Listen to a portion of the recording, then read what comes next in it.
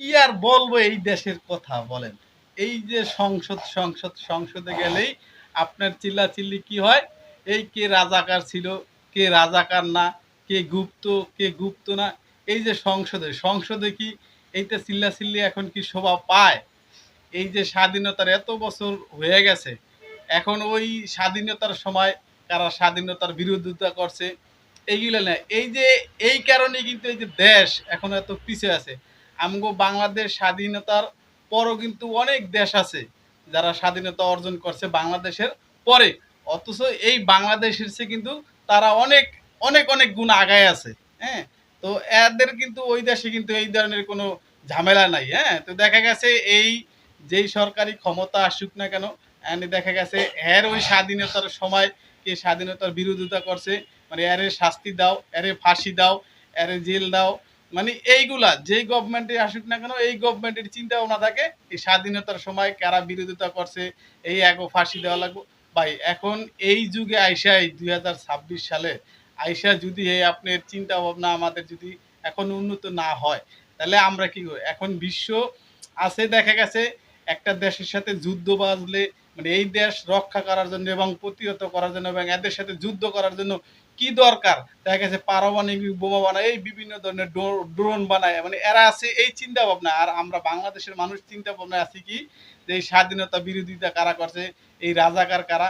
ভাই এখন তো এইগুলার সময় নাই 2026 সাল আইসা। হ্যাঁ, এবার এই যে লেখাপড়ার মান নিয়ে কেউ কোনো কথা বলে না। যখন যেই সরকারি ক্ষমতায় আসুক না কেন, এরা কিন্তু চিন্তা ভাবনা করে কি, মানে শুধু এদের সাইডগুলো চিন্তা ভাবনা করে কিভাবে কি করা যায়। ভাই এই চিন্তা ভাবনা না করিয়া দেশের কথা কিন্তু এখন চিন্তা ভাবনা করা উচিত। এই দেখেন পাকিস্তান, আমরা কিন্তু পাকিস্তানের সাথে মানে যুদ্ধ করে দেশ কিন্তু স্বাধীন করছি।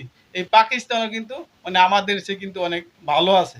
হ্যাঁ, তো এখন অনেকে আবার বলতে পারে পাকিস্তানের সাথে কি যুদ্ধ হয় না? হয় যুদ্ধ। দেখেন পাকিস্তানের যেই পরিমাণ দেখা গেছে গোলা বারুদ বা অস্ত্র, বা দেখা গেছে একটা দেশের সাথে যুদ্ধ করার জন্য যে সমস্ত সামগ্রী দরকার, এগুলা কিন্তু এদের আছে। শুধু কিন্তু এই আমাদের বাংলাদেশের মানুষের কাছে নেই। এখন এই ১৯৭১ সালে এই যে লাঠি বইটা, এই ঠ্যাঙ্গা ঠুঙ্গা লইয়া যে আমরা যুদ্ধ করছি, এখন কিন্তু এই যুদ্ধ করার সময় না। মারামারি করে কিন্তু এখন আপনি কারো সাথে যুদ্ধ করতে পারবেন না। এখন যুদ্ধ করতে দরকার কি? আপনার দেখা গেছে পারমাণবিক শক্তি দরকার, অস্ত্র দরকার, ড্রোন দরকার। মানে বিভিন্ন ধরনের মানে অত্যাধুনিক যন্ত্রপাতি দরকার। অথচ বাংলাদেশের মানুষ এখনো কিন্তু দেখা গেছে আইসা কিন্তু এই যে এদের একটা আক্রোশ থাকে, মানে এর এরকে পক্ষে কাজ করছে, এরকে বিপক্ষে কাজ করছে।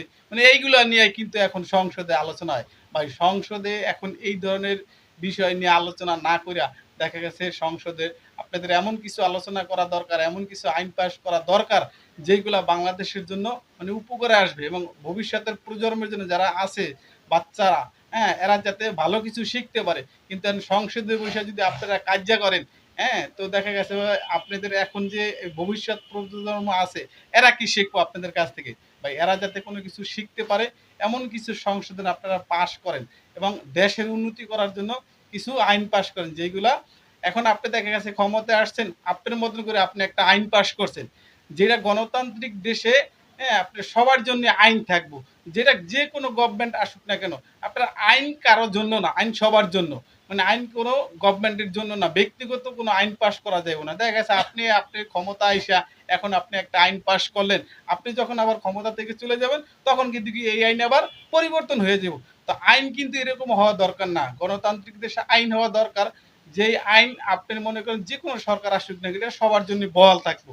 তো এই ধরনের কিছু চিন্তা ভাবনা আপনাদের করতে হইব।